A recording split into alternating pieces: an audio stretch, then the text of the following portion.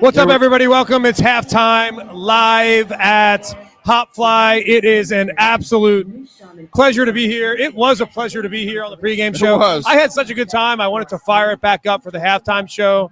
Wanted to talk about Charlotte FC's 1-0 lead at the half. And he really played well. What happened? What happened about John? You wanted to talk about that 1-0 lead at half, and then what happened? Oh, wait, it's not 1-0? It should be. It could be.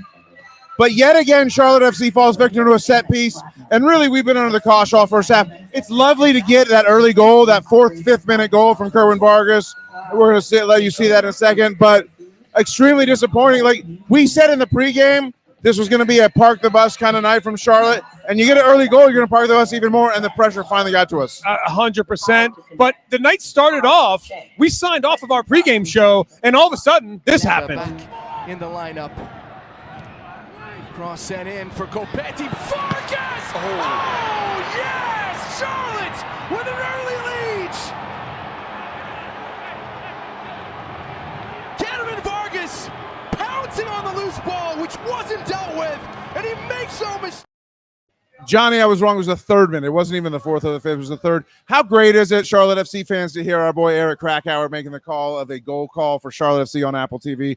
We used to get that weekly. Unfortunately, now we have to pick our on spots. local television. It sounded pretty good. But now you have to pay for Eric Krakauer's voice, which, by the way, I got no problem with that. I love our friends at Apple MLS Love you, Season Eric. Pass. Hoping to have Eric on the show soon with Lloyd.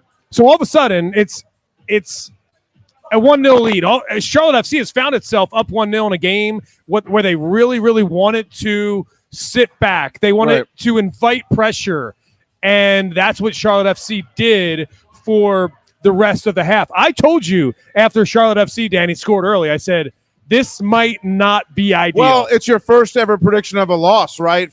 In the pregame, you said this is the first time in this season, at least, that you predicted a loss pregame.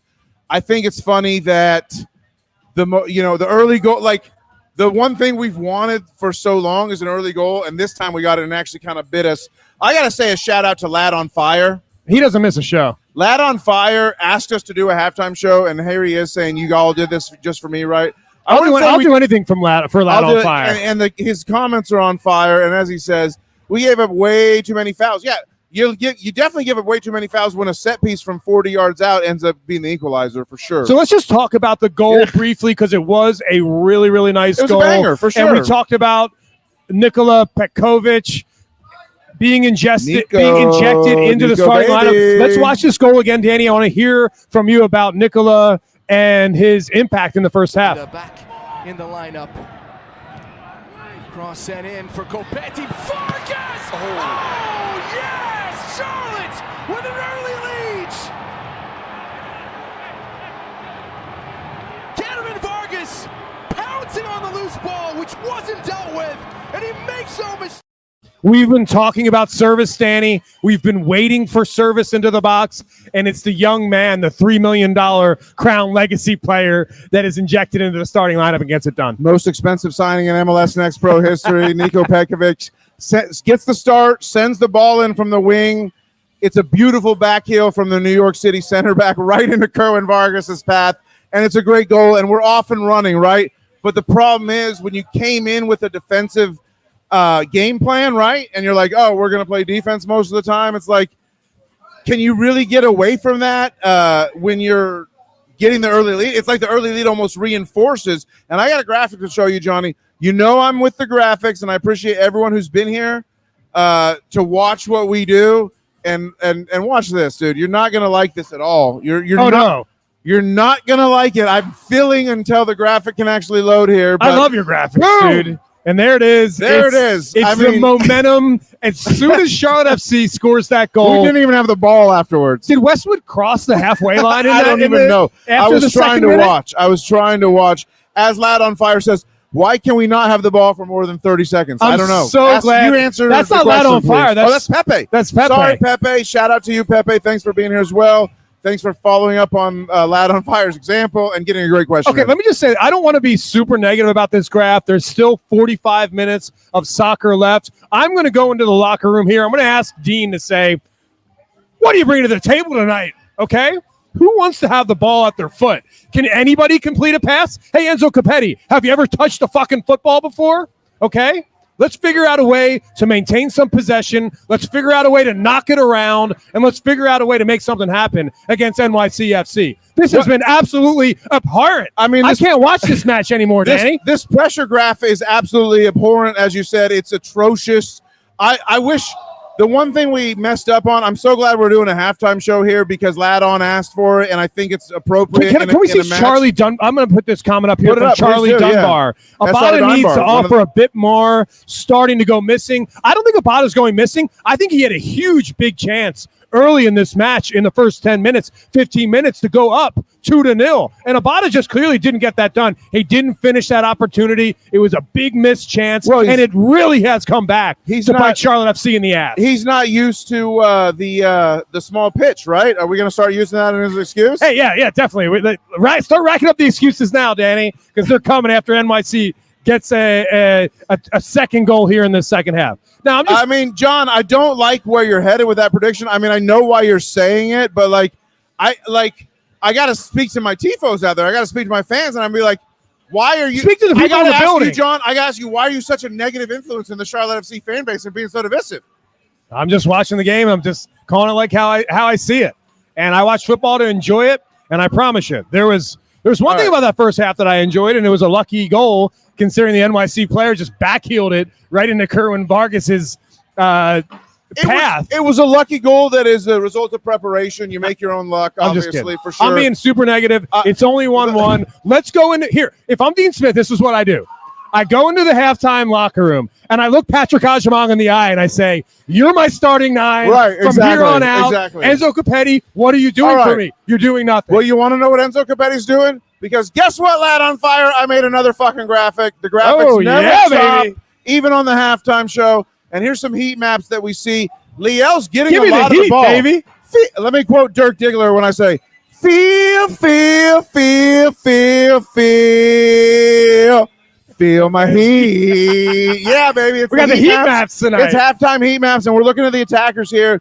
Petkovic with a great rating because of his pre-assist there. I like where he is on the pitch. I really do. What is Enzo Capetti doing? I mean, Enzo, his only red spot there isn't even the center circle anymore. It's like a fucking. I mean, I don't even know. Like, what is that?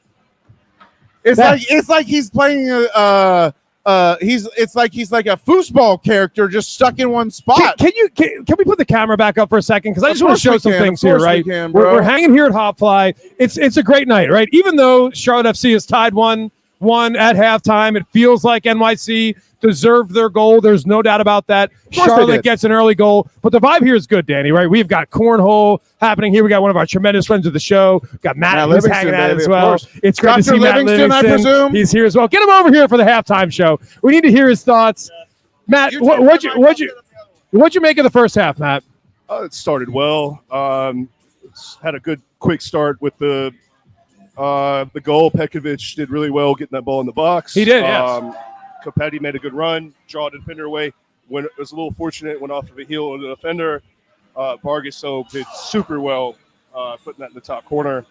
But then after that, we kind of fell off a bit. And as the game went on, I was kind of thinking maybe the equalizer would happen. Okay, so I've been bitching on this halftime show just about the lack of possession, the lack of momentum going forward, the lack of connectivity. Without that goal in the first 3 minutes of the match, it feels like Charlotte FC is getting run off the pitch, Matt. Yeah, it does. That's been a problem with us for as long as I can remember, is the lack of possession and the lack of quality in midfield. We gave the ball away numerous times, and when you're trying to close out a win or trying to win a game in this league, you can't have that. Do you want to see the momentum graph? I don't think Matt's been hanging out, Danny. He hasn't seen the momentum graph. All right, let's bring it back. Show Matt the momentum graph. This is what it looks like. That's Uncle Mo. Uncle Mo is not living in our camp. We're the blue, they're the green. When you see it in the right, yeah, it's jarring. Yeah, I mean that's math in motion for y'all right there. I mean, 3 minutes there, and then we're under the cosh, as they say, as Dino might say over in England for sure. So what we want to see now is we had the opportunity to watch Kerwin Vargas, his early goal, and it was a really nice goal. It's a great play by him. It was a goal that was coming for NYCFC, and it came off of a free kick. His entire frame to stop the ball from going in. Ball curled in. Parks! Parity restored!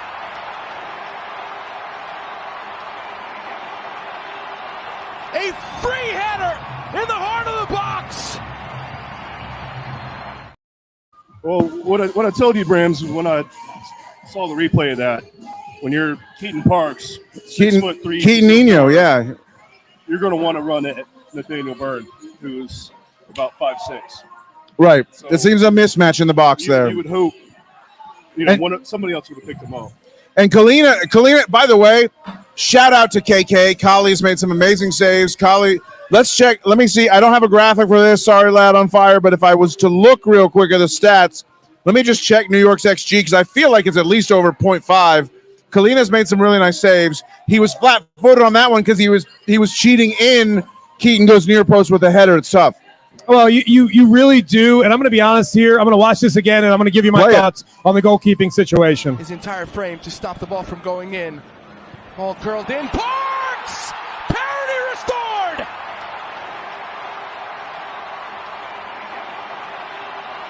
A free header in the heart of the box. Unfortunately, it's not even close to good enough from Christian Kalina being flat-footed in the box. I know, but he's made some amazing saves. Danny, the header comes from literally 16 yards away from goal. It's so far out. It's not even close to the 6-yard box. And he's moving one way, and I mean, it's tough. I mean, I don't know. I love Cali. He seemed like he was caught in between the thought process of, do I need to come after this or do I need to stay? And unfortunately, that's not where you want to be as a goalie. It's great analysis, Matt. Thank you. I'm being emotional about this first half because I'm going to be honest, I'm not enjoying myself. Between the both of you, because you did keep us in the game. That's what you're literally between the both of us. Many great 1v1 saves, including the one-on-one with whoever that striker was. Bakrar, I think, yeah. And he was a 1v1, yeah, for sure. We appreciate everybody being with us here on the halftime show. So I've got some stats for you guys. Tell me what you think of this before we leave, Matt. 0.77 expected goals to 0.37, so they've doubled us up in EXG. They've got us doubled up in ball possession. They've got us tripled up in total shots. They have more shots on target. Danny, what did I say to you after we scored a goal? I said that they were going to have 20 to 25 shots. Yeah, the first thing that John said to me, like immediately after our early goal, was like, well, New York's getting 20 shots tonight. And it's like, what do you think? I mean, you think they're halfway there? Part of me thinks, why can't we be like our opposition who shuts down and plays 10 men behind the ball, get a goal up and then play 80 minutes, 85 minutes parking the bus. It'd be nice.